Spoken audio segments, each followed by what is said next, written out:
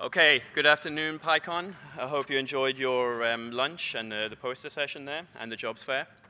Just a couple of announcements before we get started here. I would just like to remind all the auction winners to pick up their winnings. If you won an item at the auction last night, please go down to the registration desk right now to pick it up. It'll be closing soon. Secondly, I'd like to mention the sprints. After the conference ends, we'll be holding development sprints. Sprints are a great chance to get your first patch accepted to your favorite library and meet the authors and get introduced to open source contribution. So stick around after the closing messages for an introduction to the sprints, or just show up here on Monday.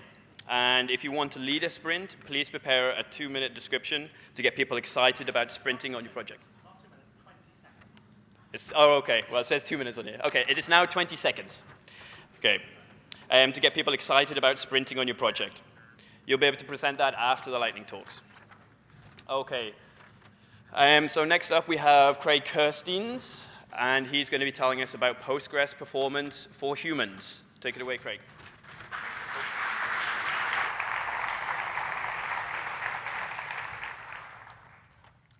Thanks. Hi, everyone.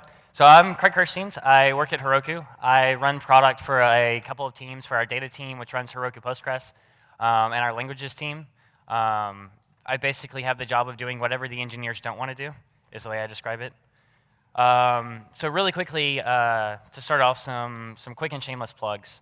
And throughout this talk, it's going to be a little bit of a shotgun approach. I'm going to throw kind of a lot of various information at you, a lot to get through, so it'll kind of be a little bit disparate at times. But some shameless plugs. I curate an email newsletter called Postgres Weekly.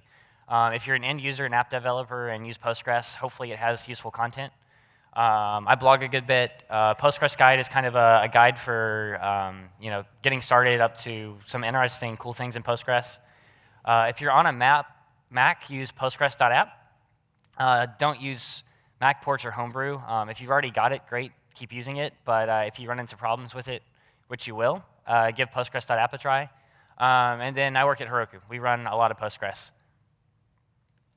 So usually when I give quite a few talks, and usually when I talk about Postgres and why it's great, I put up a slide that looks kind of like this. This is all the awesome features in Postgres. If you don't know about something on this slide, Google it. Every single thing here you should probably know about and use, or have the ability to use it sometime. To make this easy for Twitter. This is a quote by a coworker. Basically, Postgres is becoming more and more of a data platform than it is just a relational database. There's full text search, there's GIS, there's about everything you could want to do in there. And it's really becoming a much more flexible platform overall.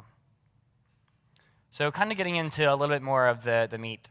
When you think about database workloads, there's kind of two ways. There's OLAP and OLTP. So OLTP is essentially web apps. That's web applications, Django, Flask, small writes and reads, transactional workload. OLAP is business reporting, BI, large reports over a lot of data. You're looking at MPP type solutions here, and I'm essentially not going to talk about any of this really in the talk. So if you're looking at this, to get kind of advice on data warehousing stuff, happy to chat afterwards, but hopefully most of the people in this room are web app developers. Actually, show of hands, is that the case? Are most people developing web apps? Okay, cool. So right audience then, good. On setup and config, not going to spend a whole lot of time here since you only have to do it once. The short of it is if you're on Amazon, use Heroku, or go check out this talk last year, I think from PyCon. It's definitely been given at a lot of Django conferences. PostgreSQL When It's Not Your Day Job by Christoph Pettis. It's a great talk. Basically, there's about 30 configs you need to set up once. Once you do it, you're done. So start there, and essentially don't worry about it. Because Amazon is sort of virtualized infrastructure on top of virtualized infrastructure on top of more virtualization, it's a little different. If you're on any other cloud, a lot of them are a good bit different. You get a little bit more predictability in disk and that kind of thing. The best bet is PostgreSQL When It's Not Your Day Job. So you're setting a bunch of configs there, a little different. It'll basically get you up and running. And then if you're on real hardware, high performance PostgreSQL. This book's a little old now. It's based on Postgres 9.0. But if you've got SSDs, Fusion I/O, really kind of any real hardware, this is still really applicable. I think it's being updated for 9.3, but essentially this is where you want to start. And there's a link to the slides as well. So anytime I come and look at a new database, the first thing I'm going to do is take the 30,000-foot view of how is this doing. Does it need more hardware? Is it just screwed? How bad are we doing? And the number one thing that any web app should care about is the cache. So Postgres is really good at keeping frequently accessed data in memory. I know you think you're going to be better at caching your data than Postgres will. You won't. Go ahead and try. It's really good at this. So essentially, you're going to aim for a pretty high, 99% cache hit ratio. That means it's serving data out of memory 99% of the time, and 1% it's hitting disk. To get that, you run this super simple query. And it's going to give you something that looks like this. Basically, don't try to memorize the query or figure out what it's doing. It's crazy internal Postgres stuff. Some of the columns actually don't make sense. But that's going to give you, the cache hit ratio. And like I said, 99% or higher is what you're aiming for. If you don't have that, you probably want to throw more memory at the box. That's the easiest way to start scaling your database. So index hit is another one. How often are you using indexes for not? So this is definitely important for web applications. If you're talking about BI and reporting applications, it's less common. But what I want to see is heavy index usage. I want things served from index frequently. So that query is going to give me something like this. And from here, I can actually start digging in and saying, all right, where do I need to add indexes? And some rough guidelines. So cache hit ratio, 99% or higher. As soon as you drop below 99% down to 95, you're going to see performance significantly tank. Index hit ratio, greater than 95%. I actually have a tweet somewhere in my history that will add an index on every column and every table in your database. I don't know that I'd encourage it, but you could definitely do it. If you're using a table that's, if you've got a table and you've got queries against it that are never using an index, start adding it. It should be pretty straightforward on how you're using the table. If it's a really small table, you can get away without it. So a really handy shortcut. How many people here use a bash RC or a vimrc? How many people here use a psqlrc? I'm actually impressed that there's 10 hands in the room. So psqlrc is awesome. It's the same thing, right? You can set a lot of commands. The really nice thing is that you can set some shortcuts here. So I can name queries. So I can have that cache hit query saved and just run cache hit on any database I connect to, and it's going to run that query for me. So really handy for frequently used queries across different systems you're working with. So a bit of a quick detour on how data is retrieved. Hopefully this is really boring in 101, but if it's not, I figure it's a good baseline for everyone to kind of have. So when you interact with your database and you're retrieving data from it, really basically it's going to come down to consuming data one of two ways.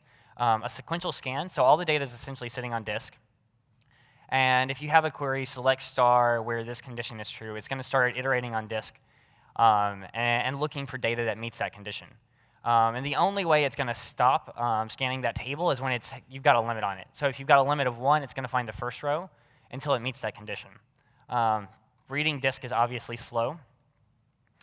In contrast is an index, right? So here's a really dumbed-down version of a B-tree index where it's going to know, based on this initial value, I'm going to go to this set of records. And I'm going to keep traversing down until I have this record. Indexes, Postgres 9.2 and before always had to hit disk. So Postgres under the covers is a really giant append-only log. It just keeps writing data, writing data, writing data. When you delete data, it actually writes data. So an index that's in memory may not know that the data's been removed. So it always has to hit disk if it's hitting an index. And Postgres 9.2 and up, there's something, an index-only scan, that if it can use it, it's great. It's kind of magic when it does and doesn't. There's not great advice for really troubleshooting when it should be using one or doesn't, but most of the time, if it can use it, it will. So I know that's not super helpful, but if you're on 9.2, 9.3, you can get some performance gains there. So rule of thumb, when are sequential scans okay? They're not always bad. They're good for large reports when you've got a query over a ton of data. Index scans, web applications. This is where you should mostly see index scans being used. It's for the most common queries in your app. It's what you should expect. So how do you understand a specific query performance? Given a really basic query, what we can do is put an explain in front of it. Postgres, for every query that's run, has a query plan, and putting explain will show you what that query plan is going to be and how long it thinks it's going to take. And you're going to get this kind of cryptic output that's super straightforward to anyone the first time they look at it. It's really not too bad. So there's 3 values right there. The startup time, which is how long it takes to kind of start that process. The max time it thinks it's going to take, and then how many rows it thinks it's going to return.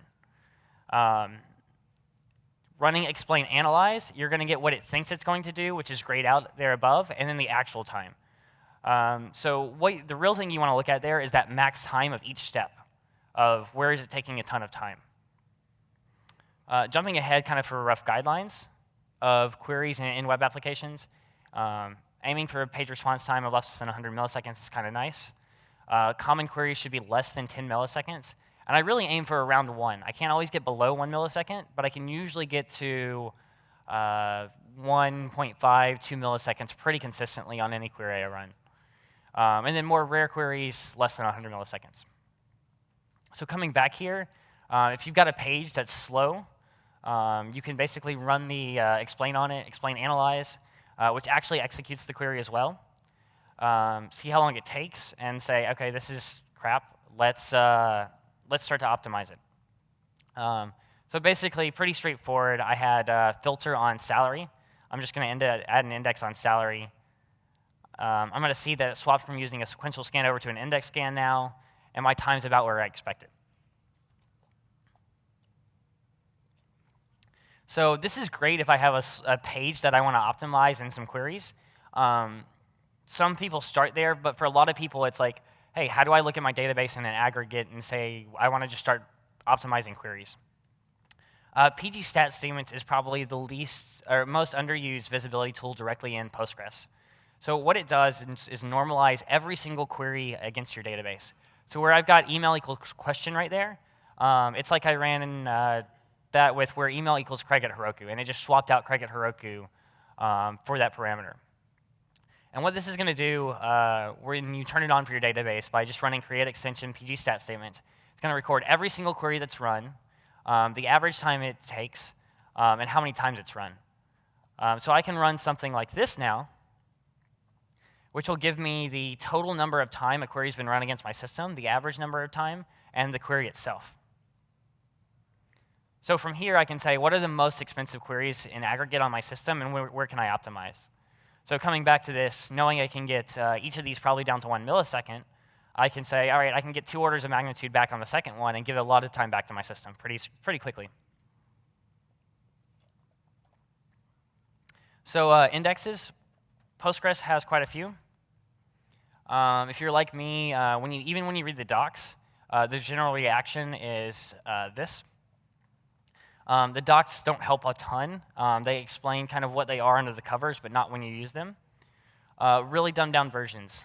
B-tree, when you say create index, this is what you get. This is usually what you want. You usually don't have to think too much about it. If you're doing anything interesting, like PostGIS or full text search, or some of the more unique data types like Hstore or array, you may want some of these others. So generalized inverted index is gen index. Rule of thumb, if you've got multiple values in a single column, this is what you want. So Hstore, eventually JSON, arrays, rule of thumb, just put this on there. In some cases, gist will be a little better, but I wouldn't worry too much about it. Gist, rough rule of thumb is full text search or shapes. So if you're doing GIS stuff, you're going to be using a lot of gist indexes. Speeding through the others, KNN is for similarity. SPGIST, I've had this explained to me about 50 times by a lot of Postgres people, and all I know is it's good for phone numbers. So, yeah. If you have a straightforward explanation, I would love to hear it. Vodka, so almost all these index types come out of the group that the Postgres community kindly refers to as the Russians. They're a bunch of professors over in University of Moscow. I think one's a professor of astrophysics and just hacks on Postgres for fun. They come up with crazy ideas for indexes and optimizations. And Vodka, I believe, is one that's up and coming. It's a space partition gen index. And because they're Russian, they thought we had gen and we needed vodka in there. This is the working name. I hope it doesn't make it in as this. I don't know if we'll win that battle. Yeah, so more indexes. I'll speed through these pretty quickly. You also have like conditional and functional indexes. Conditional, hopefully, is pretty straightforward. If I'm selecting star from places, and I say I only want big cities, right? Maybe that's a common thing in my application. A good example is this, is where current address is true, right? If you've got a history of where everyone's lived and you only care about the recent one mostly, you could index on that. And pretty straightforward. So you're just going to add the condition on the index, just like you would in the query. So if you've got a ton of data, but you only want to index some of it for efficiency, you can do this pretty easily. Also, functional indexes. So you can index on a function. So in this case, I've got some JSON data. JSON in Postgres is marginally useful right now. You have to write a bunch of functions to make them useful. But I can basically say, give me this keyback population, and I want to find where population is greater than 10,000. So I can actually add an index on that function. So any function in Postgres, any user-defined function, you can add an index on.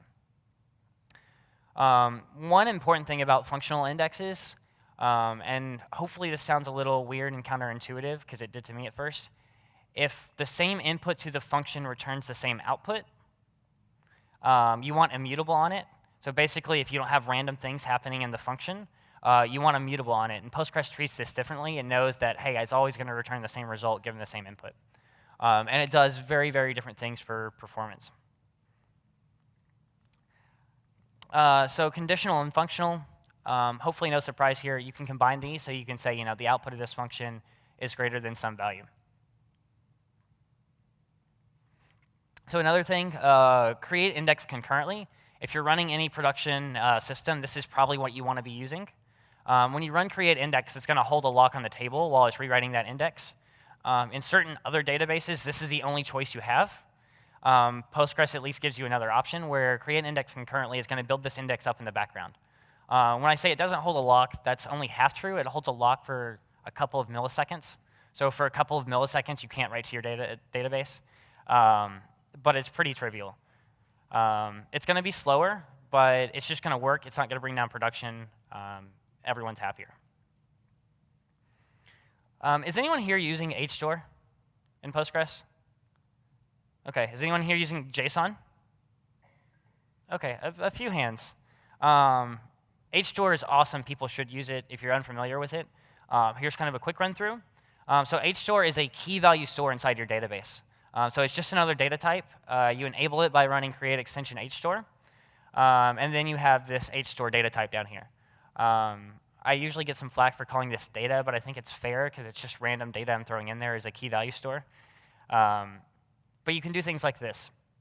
So I can insert, gender's male, state is California here. I can insert all sorts of new keys. I can search, filter on those just like you'd expect, just like any other key value store.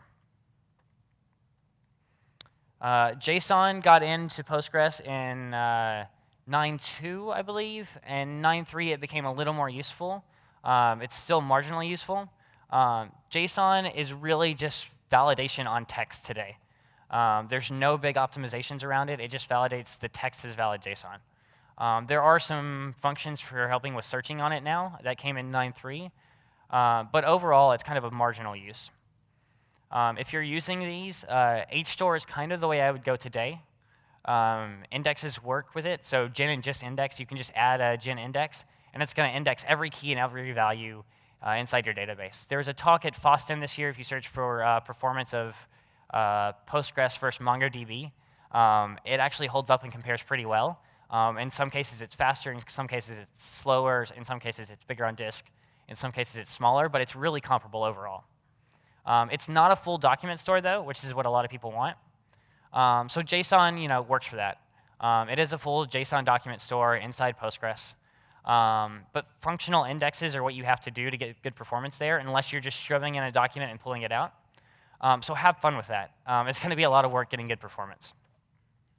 Postgres 9.4 is around the corner, and JSONB just got committed. So JSONB is a binary representation of JSON on disk. And this was actually a collaboration with a lot of people, with Engineer, Heroku, PG Experts, and the Russians, of course. They were involved in something crazy. So this is what was Hstore 2 with JSON on top of it with Gen indexes working. So kind of the best of all worlds finally to Postgres. And I believe the plan is this to be a native data type. So connection pulling is another big area. If you're on Django 1.5 or earlier, please tell me you're using a connection puller. Django 1.6 got persistent connections and the ability to have a puller. It makes life a lot better. If you're running your database with SSL, you should expect the connection on Django 1.5 to be around 30 to 40 seconds, 30 to 40 milliseconds for just getting a connection. So you've got maybe a 1 or 2 second query, or millisecond query, but you're spending 30 times that actually just getting the connection to your database. SQL Alchemy is already pretty good here. But in short, you kind of got a couple of options. You've got the application framework handling this for you, which Django's gotten a lot better in recent releases. SQL Alchemy does this well. And then you've also got the option of a standalone daemon. So even with a connection puller in your framework, you may want to run a server-side or application-side connection puller.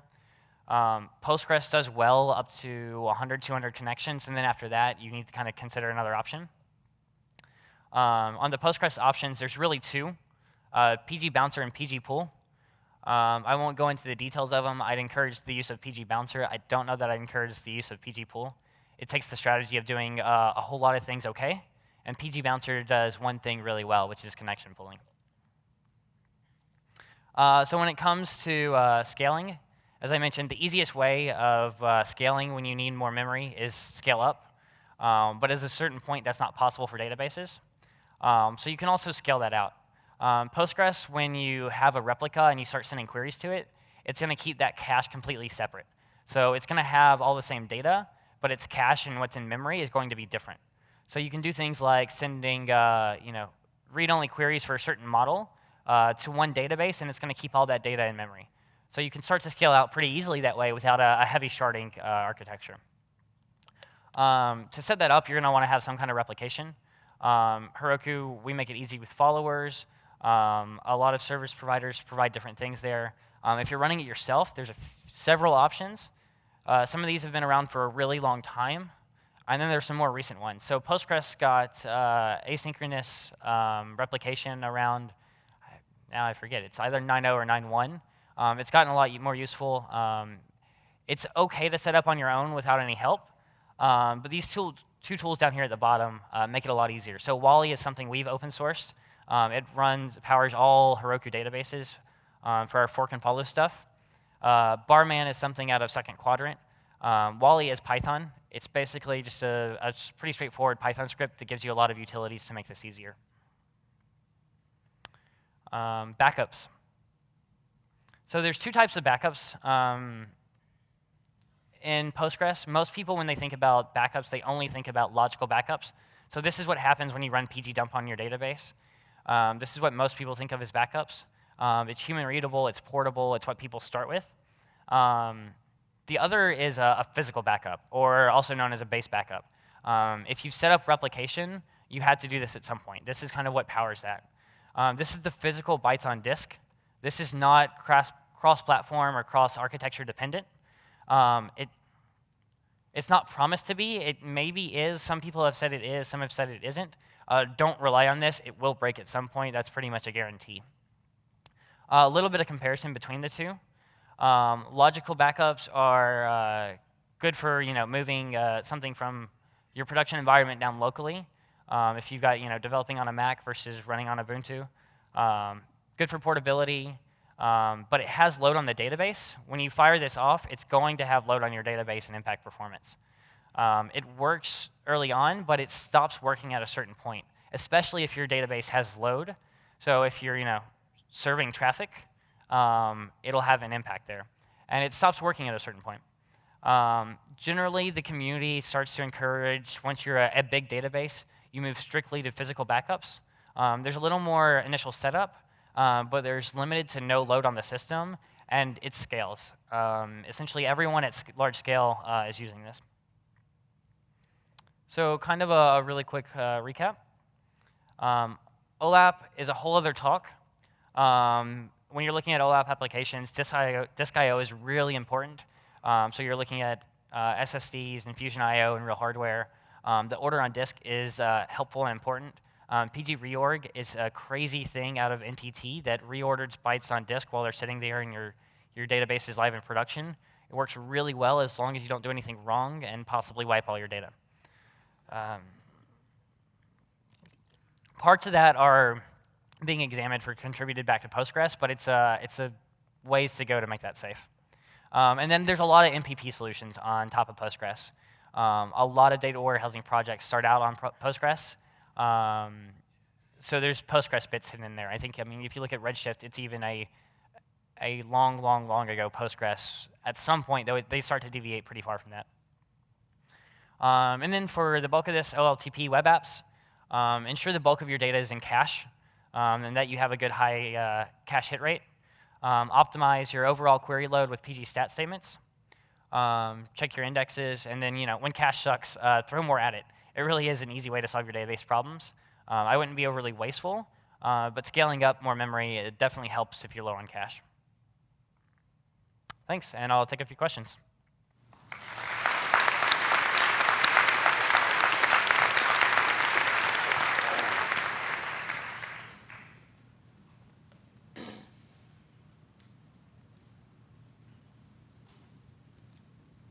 Hi, Craig. Nice talk. Thanks. I was just wondering if you could talk a little about whether Heroku uses the vacuum statement, vacuum analyze. Yeah, so we have auto vacuum on all databases. We don't manually configure it too much. Vacuum used to be horrible in Postgres. Now it's just bad. It's actually gotten a lot better. Auto vacuum is pretty good unless you have a database with super high load. So auto vacuum should keep up.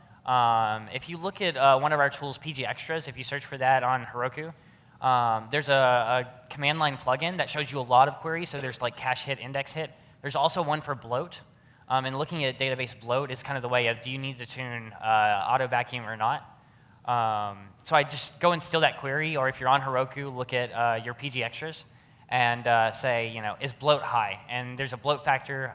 Usually I'd say something about 5 to 10x is when, okay, vacuum's not doing its job. How can you tweak it?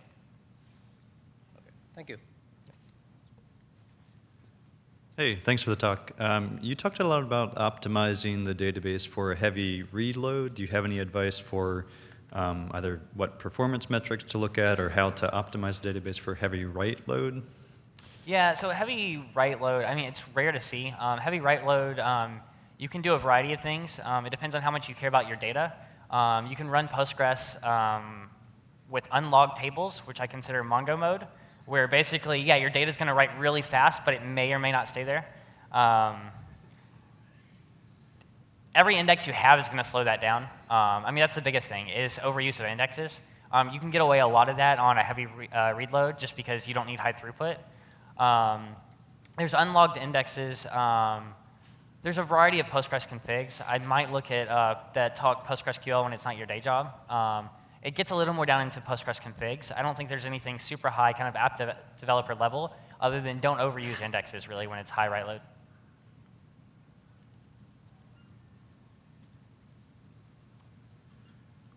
I'm sorry, I didn't hear you mention analyze, and I've had some pretty big surprise at some point with some database that were not analyzed, and they returned some horrific queries. So is this still needed with the latest version of PostgreSQL? Yeah, so around analyze, the thing is you need to run it after doing a big bulk load. If you're kind of running a production website and you're not doing a lot of bulk loads and dump restores type things, then you're fine. Analyze is actually really important to do after that bulk load so that Postgres knows the layout of your data. But on a production site, it's not too worrying because Postgres is constantly monitoring and watching this. So yeah, it's definitely something to consider if you're like doing ETL processes and all with a lot of data. But for an average production site, I wouldn't worry about it. So it really depends on your use case. Okay, thank you. Yep. You mentioned at Great Wide Open in Atlanta just a few weeks ago some of the work that's being done for pluggable storage engines and potentially columnar stores and stuff like that. Could you elaborate a little bit on the future of that in Postgres over the next few releases?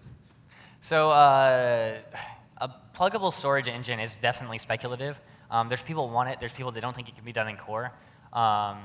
There was a columnar store released as a foreign data wrapper by Citus Data, I think last week, which is really awesome.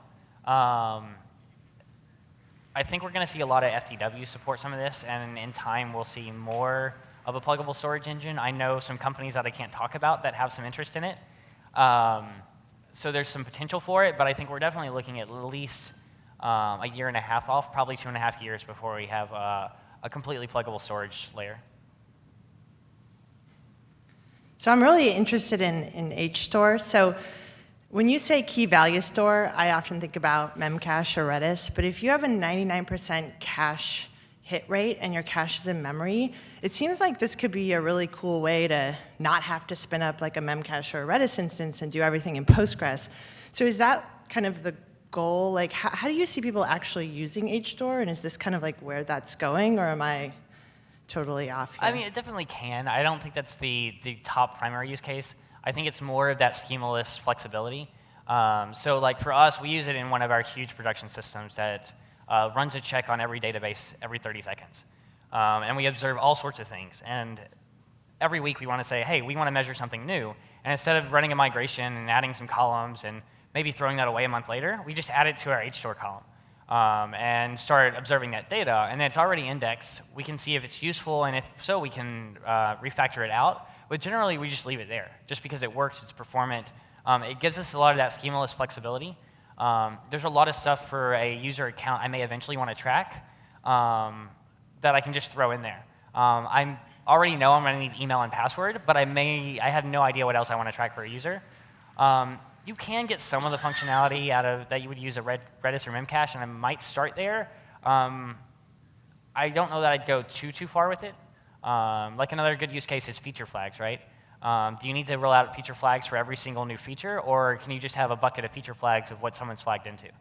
And a lot of people will look at a Redis or Memcache sometimes there. So it depends. I would start with Hstore, and then as you outgrow it, which you will, Redis or Memcache can be helpful there. Okay, that's all we have time for. Thank you, Craig.